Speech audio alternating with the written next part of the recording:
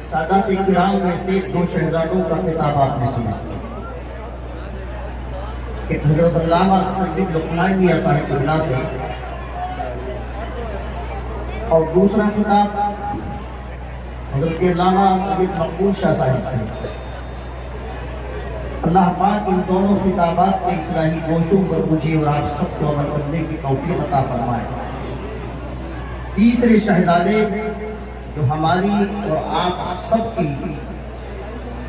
توجہ کا مرکز بن کر کے کرسی خطابت پر جلوہ افروز ہیں، جو کسی تعارف اور انٹروڈکشن کے محتاج نہیں ہیں، خطیب ہندوستان محمد مشائخ حضرت علامہ مولانا حافظ و قاری سید نور میاں شاہ صاحب قبلہ مقدس اللہ العالی، انشاءاللہ ہمیشہ کی طرح آج بھی ان کا ناصحانہ خطاب ہم بھی سنیں گے اور آپ بھی سنیں گے۔ ہم خطابت کے سفر میں اس سگنل پر کھڑے ہیں کہ جہاں بہت ساری ٹرینیں ایک دم پلیٹ فارم پر پہنچنے کو تیار ہیں۔ تقریر تو بڑے فری مائنڈ ہو کر کے ہوگی۔ یہ لائٹ دو مشورے میرے یاد رکھیے گا، میرا بھی روز یہی کام ہے پچھلے 18-20 سال سے۔ اس لائٹ کو بچا کر لگائیں اور اس جنریٹر کو 1 کلومیٹر دور لگائیں ہمیشہ۔ کوئی آواز جلسے میں 303 کی گولی کی طرح کام کرتی ہے مقرر کے ذہن پر۔ تقریر تو چہرے دیکھ کے ہوتی ہے، ہم چہرے دکھنے نہیں چونکہ لائٹ کا فوکس پڑ رہا ہے۔ ہماری خواتین کو اگر کسی کام کے لیے آنا تھا تو گھر میں رہنا ان کے لیے زیادہ باعث برکت ہوتا۔ حضرت نے گزارش بھی فرمائی، کوئی بات نہیں، کوئی بات نہیں، کوئی بات نہیں، آپ کے انتظام میں کوئی کمی نہیں ہے۔ یہاں کے نوجوانوں کی جو خدمت کی ہے ہمارے میزبان یا محمد صاحب ماشاءاللہ، جب سے میں آیا سب نے مل کر بڑی خدمت کی، بڑا شاندار انتظام کیا۔ اللہ سب کو اپنی بارگاہ میں قبول فرمائے۔ وقت چکے مولانا برکت صاحب نے اپنی نظامت کو دے دی ہے، یہ اچھی بات ہے۔ اب اس میں سے 30 منٹ بچے ہیں، اگر میرے حال پر کرم فرما سکتے ہیں آپ تو فرما دیجئے، تھوڑا سا بولیے تاکہ مجھے لگے کہ آپ ادھر مخاطب نہیں ہیں بلکہ ادھر مخاطب ہیں اور میں آپ سے مخاطب ہوں۔ بولیے سبحان اللہ، بولیے سارے سبحان اللہ۔ بات انشاءاللہ بالکل آسان سمجھ میں آئے گی، اور میرے پاس یہ صاحب کا کتاب ہوگا، یہ حد نظر تک سروں کی قطاریں، ٹوپیوں کی بہاریں اس بات کا اعلان کر رہی ہیں کہ اس بستی کا مسلمان اپنے نبی کے نام پر آج بھی سب کچھ قربان کر سکتا ہے۔ بھارت کا مسلمان اگرچہ غریب ہے مگر خوش نصیب ہے کہ اس کے سینے میں عشق حبیب ہے۔ مسلمان کی سب سے بڑی دولت، سب سے بڑا سرمایہ اگر کوئی چیز ہے تو وہ رسول اللہ کی محبت ہے۔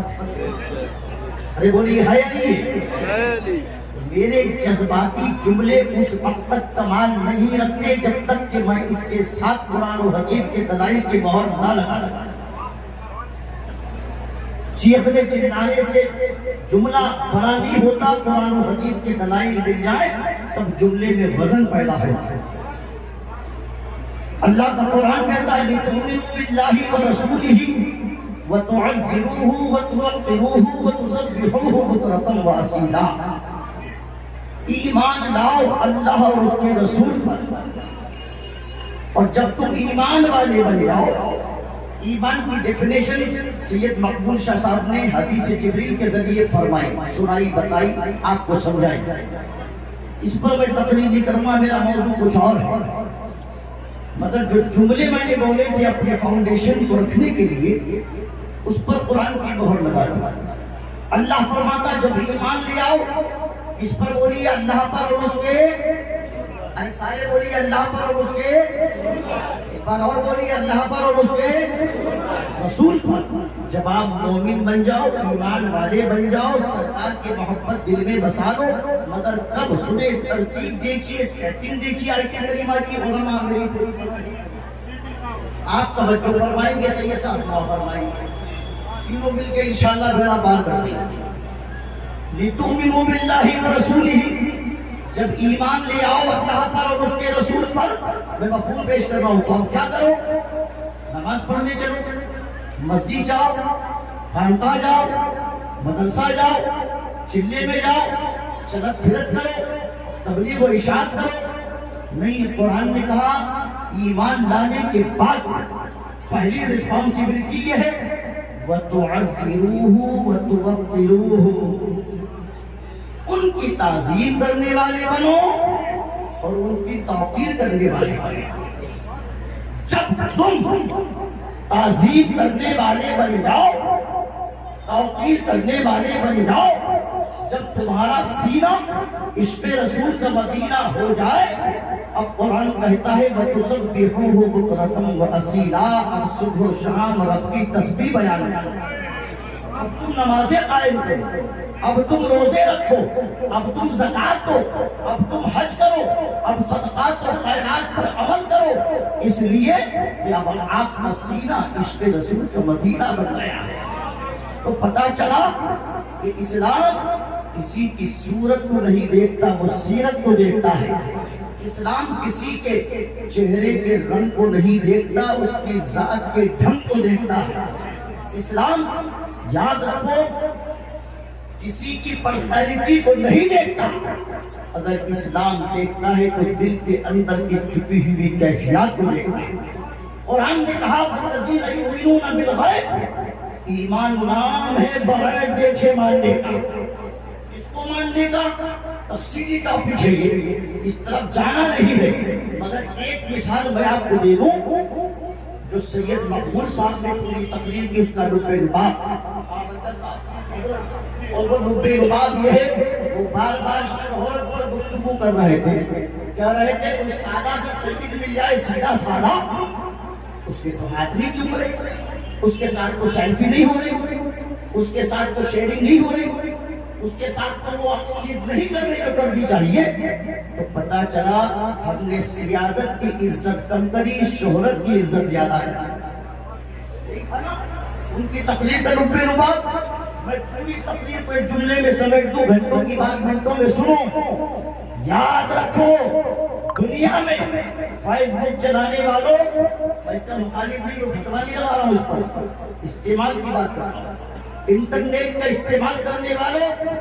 انسٹاگرام چلانے والوں واٹس ایپ یونیورسٹی کے ذریعے خود کو بہت بڑا علامہ فہامہ سمجھنے والوں علماء کی توہین کرنے والوں بزرگوں پر انگلی اٹھانے والوں اس لیے صرف اس لیے کہ شہرت ملے بڑے سے ٹکرائیں گے شہرت ملے گی کسی پر کرٹیسائز کریں گے شہرت ملے گی ایک جملے میں سمجھ لیجئے علماء میرے جملے کا سمرتھن فرمائیں گے انشاءاللہ یاد رکھو دنیا میں مشہور ہونا کمال نہیں ہوتا ہے مقبول ہونا کمال ہوتا ہے مشہور ہونا بڑی بات نہیں ہے آواز بڑھائیے بلکہ مقبول ہونا بڑی بات اللہ کرے میں آپ کے ذہن کے قریب ہو جاؤں چونکہ پریشر وقت کا بہت زیادہ جو سیٹنگ جو ٹائم اور جو موضوع تھا وہ نکل گیا اب صرف ٹریلر دیکھیے آپ توجہ کے ساتھ تقریب پھر ہوگی انشاءاللہ سنیے مشہور ہونا بڑی بات نہیں ہوتی مقبول ہونا بڑی بات ہوتی ہے میرا جملہ دل پہ اثر کرے خاموش مت بیٹھیے گا چاہوں گا سنیں حضرت بتائیے دنیا میں مشہور تو فرعون بھی بہت ہوا کہ نہیں ہوا دنیا میں مشہور تو فرعون بھی ہے مگر مقبول تو موسیٰ کلیم اللہ ہے مشہور نمرود بھی بہت ہوا ہے مگر یاد رکھو خلیل کا ٹائٹل اور مقبولیت کی بنیاد پر کسی کے ساتھ ہے تو ابراہیم کے ساتھ ہے مشہور تو مکے کا ابو جہل بھی ہے جس کا کفر فرعون سے بھی بڑھ کر ہے مشہور تو بہت ہے ابو جہل مگر مقبول اور محبوب تو مدینے کے محمد الرسول اللہ مشہور تو کوفے کا حجاج بھی ہے مگر مقبول تو بغداد کے غوث الاعظم ہے مشہور دلی کا پرتھوی راج بھی ہے مگر مقبول تو اجمیر کے غریب نواز ہے مشہور بھوپال کا صدیق حسن خان بھی ہے، مگر مقبول تو بریلی کے امام احمد رضا خان ہے۔ تو مشہور ہونا بڑی بات نہیں ہوتی، اور سب سے بڑا مشہور بتاؤں آپ کو، سب سے بڑا مشہور تو ابلیس ہے، کیوں حضرت ہے نہیں، اور 24 گھنٹے ایکٹیو ہے، اسے کوئی ٹینشن نہیں، نہ اسے پریشانی، نہ بیماری، نہ تکلیف،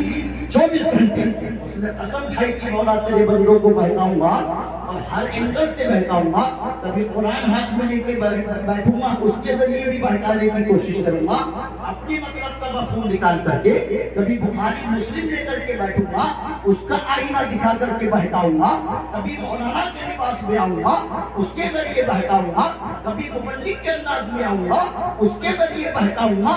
رب نے فرمایا غم نہ کر ان عبادی لیس لکا، اللہ نے فرمایا بے شک جو میرے بندے ہوں گے وہ کبھی تیرے بہکائی میں نہیں آ سکتے۔ کس کے بندے ہیں آپ بتائیے، رب کے بندے ہو یا نہیں ہو؟ اب میں آپ سے باتیں کروں گا بہت انٹرنل، ڈوبتی رت پر میں ہاتھ رکھنے جا رہا ہوں۔